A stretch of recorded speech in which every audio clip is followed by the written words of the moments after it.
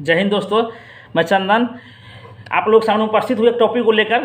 Topic ये है, चुनाव से रिलेटेड है, क्योंकि अभी देश पूरा चुनावमय है, मतलब पूरा माहौल है चुनाव का।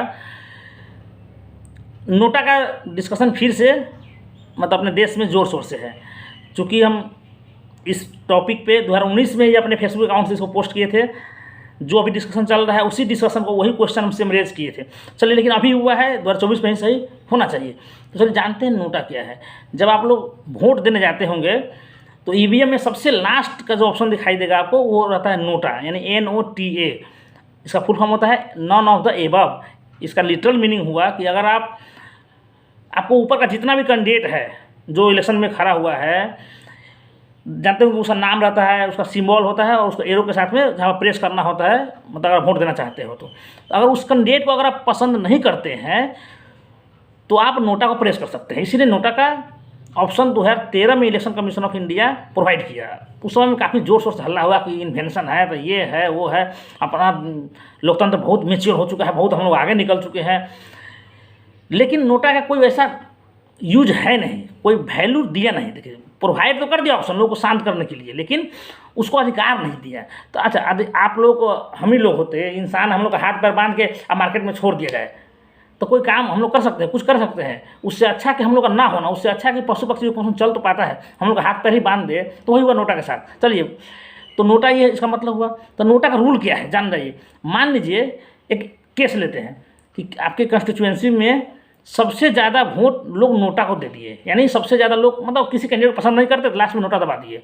मान लीजिए नोटा जीत भी जाता है, मेजोरिटी में आ जाता है, नोटा को सबसे ज़्यादा वोट मिलता है, तो जानते हैं क्या होगा?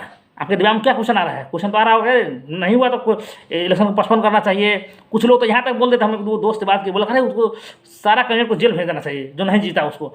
लेकिन नहीं, लेकिन ऐसा कुछ नहीं है। अगर नोटा आपका अगर जीत भी जाता है तो उस केस में नेक्स्ट टू द विनर, यानी नोटा तो क्या है, फिक्शनल कैरेक्टर है, कोई तो लाइव बॉडी तो है नहीं, मतलब कोई जो जिंदा इंसान तो है नहीं जो खड़ा हुआ है। तो उसको मतलब अगर जीतने लगे, मेजोरिटी में आ जाने के बावजूद जो उसके सेकेंड नंबर पर जो आदमी आएगा उसको उसको जीता हुआ माना जाएगा, यानी उसको विनर घोषित कर दिया जाएगा। क्या ये हास्यास्पद है कि नहीं? मतलब इस सुन के आपको गुस्सा भी आ रहा होगा और क्या बोलते हैं, हंसी भी आएगा।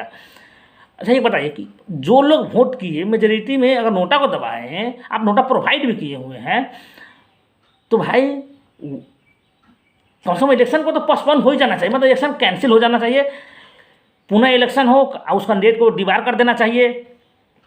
लेकिन ऐसा होगा कुछ नहीं। तो भाई हमारे साथ आप मतलब इसका मतलब इलेक्शन कमीशन ऑफ इंडिया पे बहुत क्वेश्चन मार्क है कि आप हम लोग के साथ क्या कर रहे हैं, अन्याय कर रहे हैं। वोटर को तो बोलते हैं कि no voter should be left behind, but ठीक है, हम लोग लेफ्ट बिहाइंड जहाँ तहाँ से जाके लोग वोट कर रहा है, और आप वोट अगर दिए तो वो जीते नहीं, मतलब आप मेरे मताधिकार का तो मतलब हंसी मजाक हुआ ना, मजाक उड़ गया, धज्जिया उड़ गया है ना, लोग के मताधिकार का धज्जिया उड़ना हो गया। यही रूल है। चलिए, तो इस पर अभी मुद्दा क्यों गरमाया हुआ है कि अभी शिव खेरा नाम का एक व्यक्ति, एक मोटिवेशनल स्पीकर, आपको याद होगा, जो लोग उसकी किताब पढ़े होंगे शायद, जीत आपकी नाम का, हाँ जीत आपकी करके एक किताब लिखे थे वो, उसका कोटेशन बहुत फेमस हुआ था कि जीतने वाले कोई काम अलग नहीं, अलग ढंग से करते हैं, यानी winners do not do different things but they do the things differently. बहुत अच्छे आदमी है। तो वो अभी सुप्रीम कोर्ट ऑफ इंडिया का दरवाजा खटखटाए, यानी एक पिटीशन यानी याचिका दायर किए है सुप्रीम कोर्ट ऑफ इंडिया में। और सेम याचिका जो हम 2019 में इसी टॉपिक पे हम फेसबुक पे पोस्ट किए हुए हैं, विस्तृत पोस्ट किए, लेकिन हम तो फेमस आदमी है नहीं कि हम फेमस हो जाए चाहिए, मेरे बात को लोग सुने, तरजीह दे।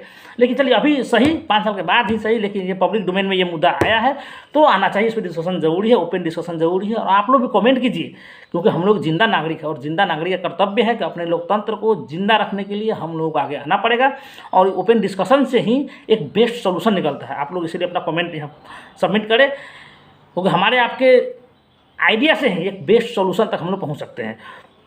तो चलिए, शिव खेरा सुप्रीम कोर्ट ऑफ इंडिया जाते हैं। अभी जानते ही आप CJI सर कौन है, DY चंद्रचूड़, काफ़ी बुद्धिमान और काफ़ी ताकतवर इंसान, काफ़ी नॉलेजेबल इंसान है, बहुत ही बोल्ड है। सरकार को भी नहीं छोड़ते, जो भी गलती करता है उसको चंद्रचूड़ साहब नहीं छोड़ते हैं। तो उनके पिटीशन को कंसिडर किए हैं और नोटिस भेज चुके हैं इलेक्शन कमीशन ऑफ इंडिया के पास कि भाई ये क्या चल रहा है। अच्छा, शिव खेरा साहब वही उठाए जो हम 2019 में क्वेश्चन किए कि भाई अगर मेजॉरिटी में अगर नोटा आता है, नोटा अगर सबसे ज़्यादा वोट लाता है, तो क्या नोटा को अगर जीता तो उस इलेक्शन को नल एंड वाइड घोषित किया जाएगा या नहीं किया जाना चाहिए? तो वही बोले कि नल एंड वाइड घोषित होना चाहिए। दूसरा नंबर पे कि इलेक्शन कमीशन ऑफ इंडिया को अपने स्टेट इलेक्शन कमीशन से सीखना चाहिए। जैसे कुछ इलेक्शन कमीशन है स्टेट इलेक्शन कमीशन, जैसे में पुडुचेरी, दिल्ली, महाराष्ट्र, हरियाणा, यहाँ पे एक रूल है ऐसा कि अगर नोटा को सबसे ज़्यादा मतलब नोटा अगर विन होता है तो उस इलेक्शन को नल एंड वॉइड घोषित कर दिया जाएगा, ठीक ना। लेकिन ऐसा कोई रूल नहीं कि वो कैंडिडेट को डिबार कर दिया जाएगा। लेकिन हाँ, तीसरा वो रेज क्वेश्चन किए, मांग किए कि ऊपर में जितने भी कैंडिडेट जो हारा नोटा से, उसको कम से कम 5 साल के लिए डिबार करना चाहिए। तो आप लोग भी अपना राय इसमें लिखे। अच्छा, अभी ये मुद्दा क्यों और हाईलाइट हुआ? क्योंकि अभी सूरत का आपको याद दिलाते हैं, हालिया भी खबर क्या है, सूरत में लोकसभा चुनाव में हुआ क्या है। वहाँ बीजेपी का एक कैंडिडेट खड़ा हुआ, कांग्रेस से भी एक कैंडिडेट खड़ा हुआ और बाकी और सारे लोग नॉमिनेशन फाइल किए। तो कांग्रेस के जो समर्थित उम्मीदवार थे उनके नॉमिनेशन में कुछ गलत पाया गया, तो उनका नॉमिनेशन कैंसिल कर दिया गया। उसके बाद हुआ क्या कि और बाकी जो लोग फाइल किए थे वो लोग अपना नॉमिनेशन विड्रॉ कर लिए। तो वहाँ बचे कौन बचे आप बताइए? बचे सिर्फ बीजेपी के जो उम्मीदवार थे वो बचे, वही बचे ना। आप लोग बोलेंगे हाँ, लेकिन नहीं, उनके साथ एक और भाई साहब बचे। कौन? नोटा भाई साहब बचे। अगर मान लीजिए वोट देने, जब सूरत की जनता को अगर वोट देने का मौका मिलता, चूँकि मिला नहीं क्योंकि इलेक्शन कमीशन ऑफ इंडिया उसको निर्विरोध घोषित कर दिया। पहले भी ऐसा होता था कि जो एक आदमी जीता तो वो कोई खड़ा ही नहीं हुआ तो निर्विरोध जीत गया। लेकिन नोटा आपके सामने में जब ऑप्शन है तो लोग वोट देने जाता तो एक ऑप्शन तो मिलता, भाई नोटा भाई साहब उसके अगेंस्ट में खड़ा थे। तो अगर नोटा को प्रेस कर देते, मान लीजिए बीजेपी के उम्मीदवार को लोग नहीं पसंद करते तो नोटा को अगर मान लेते हैं केस कि अगर नोटा को प्रेस करने का ऑप्शन तो होता, तो अगर ऑप्शन होता तो क्या होता? फिर भी अभी जो रूल है कि अगर नोटा जीतता भी मेजोरिटी में आने के बाद भी उसी वो मतलब second next to the winner वही जीतते। क्या ये अच्छी बात है? लेकिन उसको ना वोटिंग हुआ कुछ हुआ, तो इसीलिए ये मुद्दा गरमाया हुआ है, ठीक ना। तो चलिए वीडियो करते हैं यहीं पर हम एंड। आप लोग अपना कमेंट प्रस्तुत करें और बताएं क्या बेस्ट होना चाहिए। जय हिंद।